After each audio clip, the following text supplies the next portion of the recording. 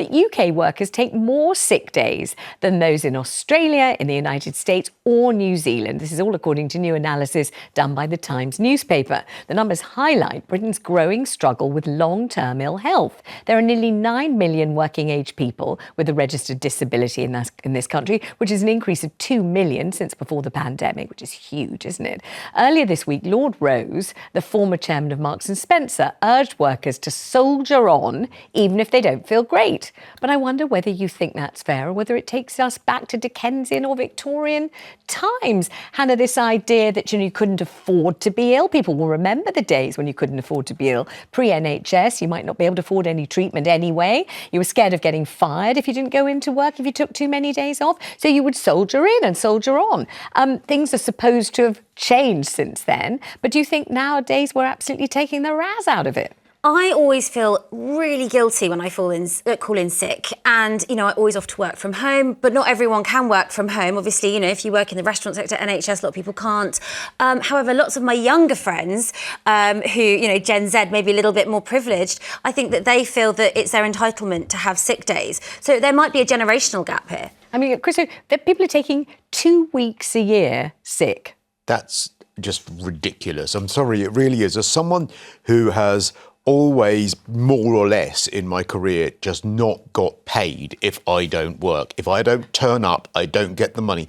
I have to be at death's door to not be able to come in, because I won't get paid. I won't be able to actually earn my living. And so I think that is a part of what we've lost. I also think that one of the reasons that we're seeing so many more people on long-term sickness is because of mental health conditions like anxiety and all of those sorts of things. And what we're not giving people is tools for resilience, or perhaps the idea that even if you are absolutely feeling the worst you could, you never feel worse for working. Amy, how about you? Because before you were a reality TV star and podcaster, you were BA crew. Yes. So what happens there if you're not feeling well?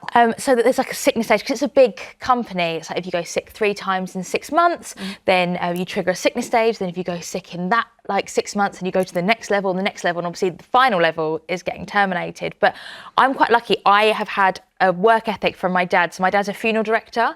So if he doesn't go to work, he's letting families down. So he literally pretty much, apart from when he was off on long-term sick, he worked for a different company. He started his own company 25 years ago. But before that, he worked for 12 years for a company, never had a day off sick in 12 years.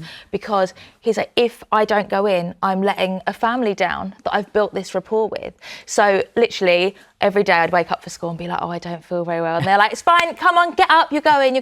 And because of that, even now, like when I did the Love Island podcast in January, I got ill week 1. And by week 3, my boss was like, you need to have 2 days off because you're not getting any better.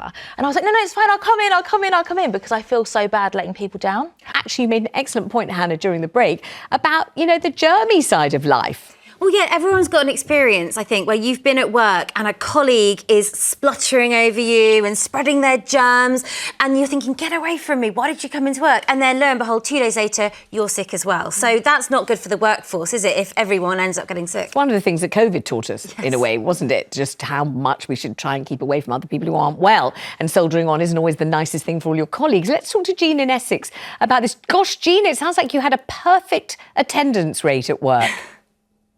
Yes, I did, because I started work in 1955 when I was 15, straight from school.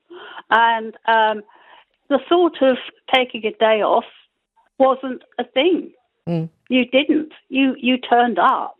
And I had quite a long journey on the tube to get into my office or where I worked. Yeah. And the thought of having a day off never occurred to me. And what was your job? What did you do, Jean, in those days? They put me, terrible. I'm not numerate, so they put me in a wages office. Oh, no. Oh, gosh. Yes. Sounds a bit like Bob Cratchit in the story of Scrooge, doesn't it? It sounds like, oh, my gosh, there you are adding up all the figures. So, Jean, what would have happened if you'd felt just really under the weather, if you had a temperature or a terrible headache, or, you're just feeling dreadfully unwell, bad cold? You just turned up. Okay. We all turned up. I mean, there were 4 of us in the office, 4 girls in the wages office, and I don't think any of us were ever sick. And you might have not felt well, but you still turned up. What do you think of today's generation that seem to think they're entitled to 2 weeks of sickness a year? I don't think so. You know, well, I was brought up in a tough world. I was born I'm going to give my age away, at the beginning of the Second World War, when things were tough, and you just took it for granted that everything was tough. So you just got on with stuff, and you just did it. I never thought I'd go. I didn't think about calling in sick.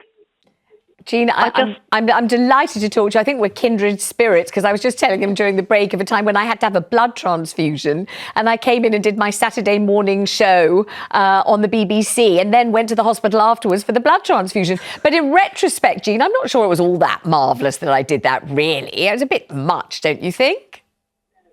Well, I don't know. I mean, it means you were made of hardy stuff. Well, doesn't it? Yes, and I am. You're quite right. Okay, I'm going to take that as a huge compliment coming from you, particularly, Jean. Thank you so much. Lovely to talk to you. Let's speak to Nora in East Sussex. Nora, you know, should we be much more reluctant to ring in sick? What do you think? I think we should. I think, first of all, it all depends why you're not able to attend work. I mean, too many people say, I've got a sore throat, I've got a cold, minor ailments.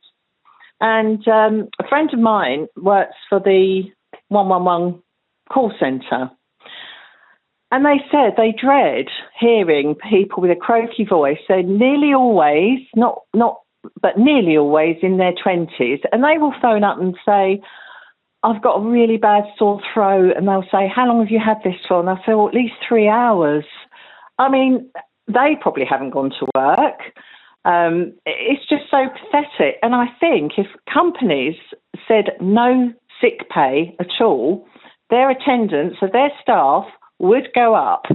It's because people have 2 weeks off because they get 2 weeks sick pay, and they kind of look at it as it's part of their annual leave, this sick pay. I think that's exactly how it's regarded, as your entitlement. You're entitled to 2 weeks. You'll definitely have the 2 weeks, and you'll make much mileage out of it. I mean, one of my beautiful panelists was just talking about, getting ill on a Friday and also really still feeling really rather ill on a Monday. And if you look at people's attendance, you can see that Fridays and Mondays, they're always a bit unwell somehow. Yeah, I think that HR people actually do think, hang on, they're obviously, elongating their long weekends. Another way around it, that I think this started in America, a lot of companies have duvet days now, which sort of means that you can kind of just say, this is going to be my one allotted sick day of the year.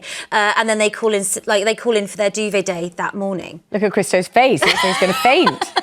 Do you know, I honestly, I think I'll keep going. Like, I may die on air, but I will do. Not today, please, not today. I tell you, I will. If it's today, we know it's just the hangover from last night. You're not ill at all, and don't say you are. I will only do it halfway through the show, because then I get the full fee as well. All right, so you know. A lot of places now in America also give unlimited annual leave as well, and then it means people take less annual leave and probably less sick days as well. Right. I mean, the idea that you would think twice about it, I think, is obviously a good idea, isn't it? But I also think that sometimes I have soldiered on in the most ridiculous circumstances. And also I've been doing this for so many years now that half of the bosses have left, so nobody remembers you did it. You think you're going to get these prizes, everyone's going to give you a gold star. Look, she was so ill, she just came out of hospital that morning, and here she is, presenting a show. Let's give her a prize, let's give her £1. Then they leave or die.